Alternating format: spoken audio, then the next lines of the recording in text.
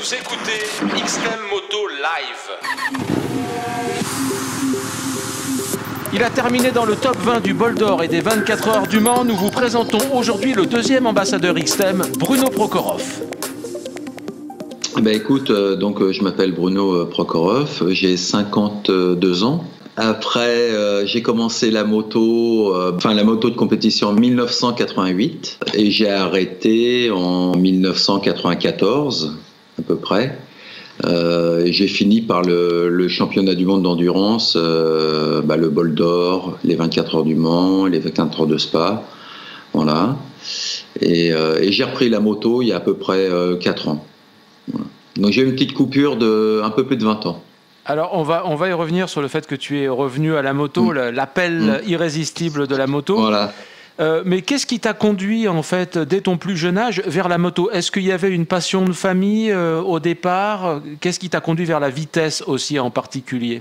Non, je pense que j'ai toujours aimé ça. Déjà quand j'avais 14 ans, je conduisais les mobylettes de mon oncle. Enfin, j'avais même moins de 14 ans. J'avais pas le droit, mais j'apprenais un petit peu de temps en temps. Et puis après, j'ai eu le premier permis que j'ai eu en fait, c'est le permis moto. Je l'ai eu avant le permis voiture. Et j'ai tout de suite eu une moto. Et la compétition m'a toujours tenté. Donc j'ai sauté le pas, je pense, en 89. Voilà. Est-ce que tu as compris immédiatement que tu avais un talent à moto par rapport à tes potes qui roulaient avec toi? Parce que c'est forcément le cas pour faire une carrière comme ça. Oui, mais après c'est beaucoup de, en fait c'est beaucoup de travail, beaucoup de, voilà, ça prend énormément de temps. Et après il y a des gens qui sont très doués, il y en a d'autres un peu moins, il y en a d'autres pas du tout. Mais je pense que faut beaucoup travailler. Et puis il faut à un certain côté, faut pas avoir peur, quoi. Parce qu'on est toujours très loin des limites de la moto et faut s'en approcher le plus possible. Mais ça, c'est ça qui est le plus dur, en fait. Est-ce que tu t'es fait peur, toi, justement? Oui, on a toujours peur. Au moment du départ, il y a plein d'endroits où on peut se faire peur. Moi, la fois où je me suis fait le plus peur, c'est à Spa, c'est dans le Raidillon, où la moto est partie en glisse des deux roues, mais pendant trop longtemps. Mais je suis pas tombé, mais voilà, c'est des moments où on se dit bon là on a atteint la limite. Voilà, mais ça fait partie de la moto, on va dire.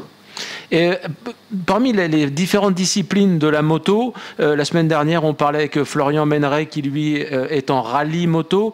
Pourquoi tu as choisi la piste en particulier? Parce qu'il y a quand même une forme de contrainte. Il faut déplacer sa moto souvent sur une remorque, aller faire des sessions. C'est moins facile que de sortir de chez soi et de rouler. Moi, en fait, la moto par elle-même, j'ai jamais arrêté d'en faire sur la route.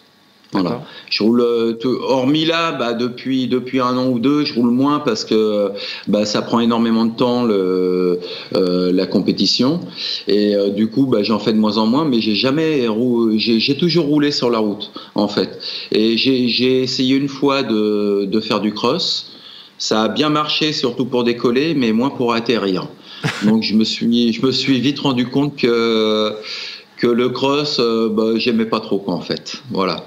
Donc et puis la piste, je pense qu'au niveau sécurité, c'est quand même pas mal parce c'est bien encadré. Il y a des aires de dégagement. Voilà, le risque est partout, mais il est quand même assez contrôlé, on va dire, sur la piste. Quand on est habitué à aller très vite sur piste, est-ce qu'on s'ennuie pas sur la route après? Oui, il y a... Mais bon, sur la route, moi, je suis quelqu'un qui roule... je suis assez prudent sur la route. Parce que je sais qu'il y a trop de paramètres en fait par rapport à la piste et la piste, voilà, les paramètres sont réduits et c'est pas du tout les mêmes conditions et voilà, la route, je dirais, est beaucoup plus dangereuse que la piste. Alors, pour moi en tout cas. Tu nous as dit tout à l'heure qu'après une coupure, tu es revenu. Alors une double question, pourquoi avoir coupé et pourquoi être revenu? Pour vous avoir coupé, ça c'est très simple, c'est une question de budget. Quand tu roules en championnat du monde d'endurance, ça coûte, à l'époque ça coûtait cher, aujourd'hui c'est astronomique. Pour te donner un ordre de comparaison, un engagement, nous on payait ça 1200 francs. Qui était remboursé quand on finissait dans des places, donc on était remboursé à chaque fois. Aujourd'hui, le même engagement est à 5000 euros.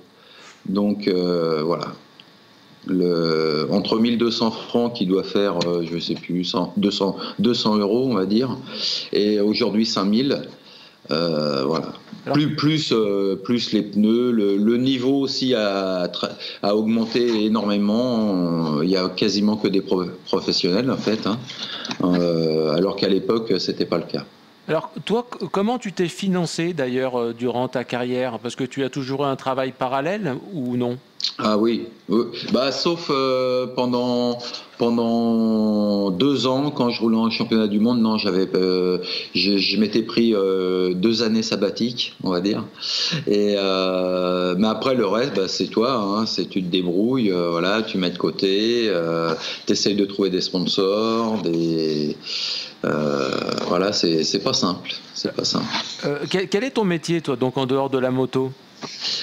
Écoute, mon métier, je suis agent artistique, c'est-à-dire je m'occupe de négocier des contrats de comédiens pour le cinéma, la télévision.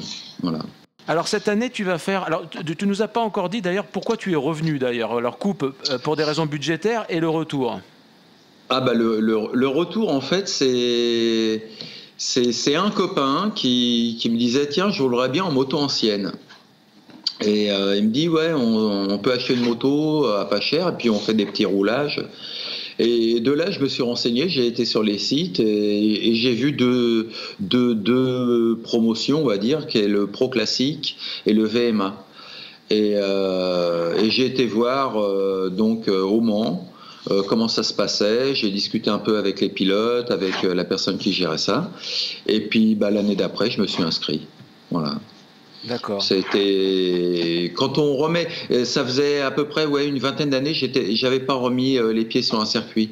En fait, parce que quand t'as goûté,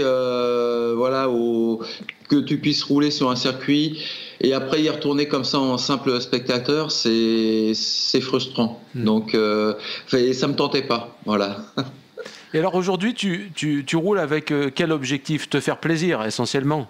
Oui, tout à fait. Oui, non, il n'y a plus de. Voilà, c'est essayer de trouver m'améliorer le maximum par rapport à mon grand âge. Non, mais pour la moto, tu te rends compte que la moto de piste, faut quand même être en bonne. Si tu veux faire des bons temps, faut être en bonne condition physique parce que l'air de rien, quand tu as des motos des 7,5 qui font 140 chevaux, faut quand même au niveau physique, faut quand même avoir Après, tu peux très bien rouler,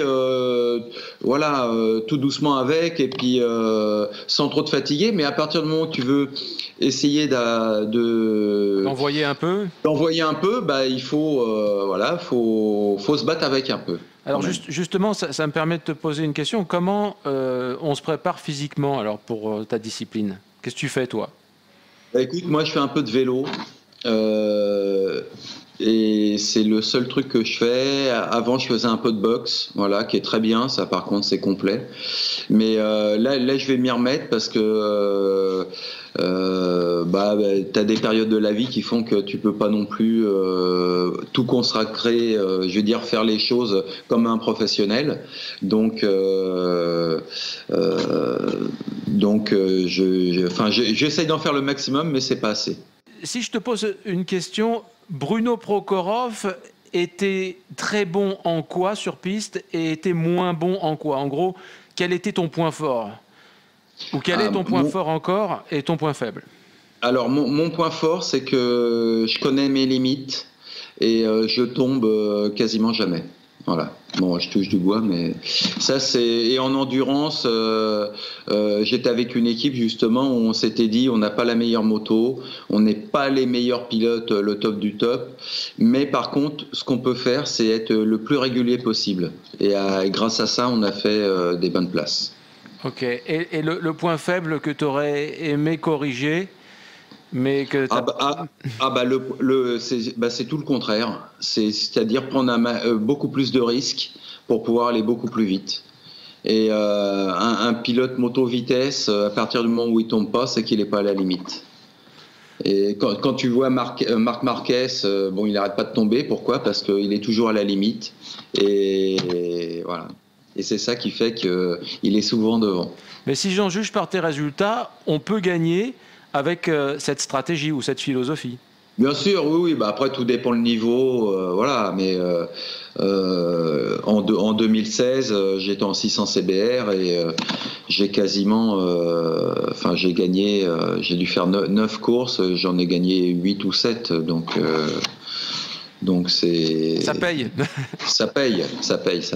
Cette année, évidemment, il y a le Bol d'Or classique avec Michel Das-Neves, le boss d'XTEM Moto. Comment est né votre partenariat déjà? Voilà, en fait, je recherchais un sponsor, quelqu'un qui puisse m'aider sur les pièces moto. Donc, vu que Michel, avec XTEM Moto, habite à côté de chez moi, donc je l'ai contacté et puis on s'est rencontrés et il a décidé de m'aider. Voilà. Très bien. Je lui en remercie d'ailleurs. Mais le projet spécifiquement d'être en course ensemble. D'être en course ensemble, en fait, c'est lui qui a lancé ce projet-là, parce qu'au départ, l'année dernière, il faisait du rallye tour, je crois. Et cette année, il s'est dit, tiens, je voudrais bien faire de l'endurance. Et vu que je pense qu'en pilote vitesse, je dois être le seul à XTEM Moto, donc il m'a appelé, puis il m'a dit voilà, je le ferai bien. Je fais écoute, pas de problème. On a un peu tout étudié, les temps, tout ça, et donc ça devrait le faire. Voilà. Alors qu'est-ce qu'il doit faire pour bosser, pour s'améliorer là? Il a quelques mois devant lui. Qu'est-ce qu'il faut faire? Il va falloir qu'il roule. Hein. Ça, je lui ai dit. L'idéal, ça serait qu'il fasse une journée au moins au bol, voilà, au Castellet, hein, pour prendre un peu en moins le circuit, et puis après rouler énormément sur la moto pour qu'il soit dans des temps, on va dire, raisonnables. Très bien. Alors, on va terminer avec un petit questionnaire réduit de Proust, un peu revisité, on va dire. Est-ce que tu pourrais vivre sans moto? Bon, je pourrais pas dire non, mais difficilement. Alors, humainement maintenant, quelle est ta principale qualité? Je pense que on va rester dans le domaine de la moto, mais quand on est dans les paddocks, tout ça, moi je rends toujours, j'essaye de rendre toujours service à quelqu'un, d'être serviable, voilà.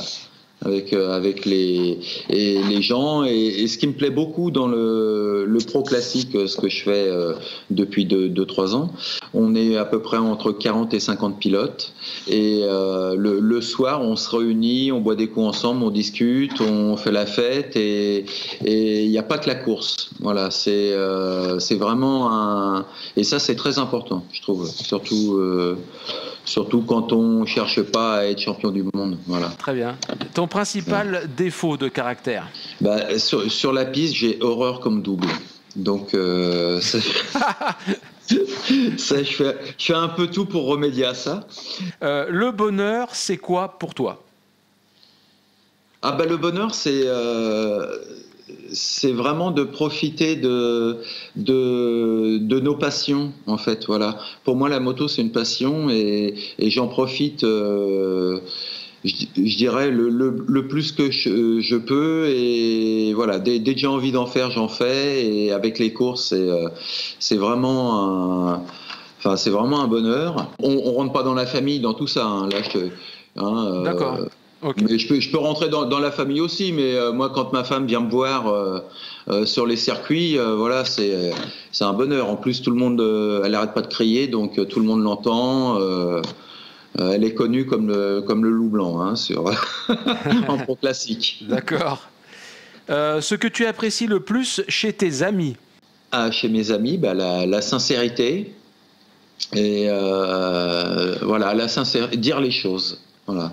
Hein, et, justement, entre amis, c'est là où on peut se dire les choses. Donc, quand il y a un truc qui ne va pas, c'est de le dire. Ok. Ta couleur préférée? Alors, écoute, je vais te dire le bleu, parce que c'est la moto, elle sera bleue cette année. Okay. Donc, tu m'aurais demandé l'année dernière, je t'aurais dit le jaune. Elle était jaune, mais cette année, c'est le bleu. Mais alors, de quel bleu?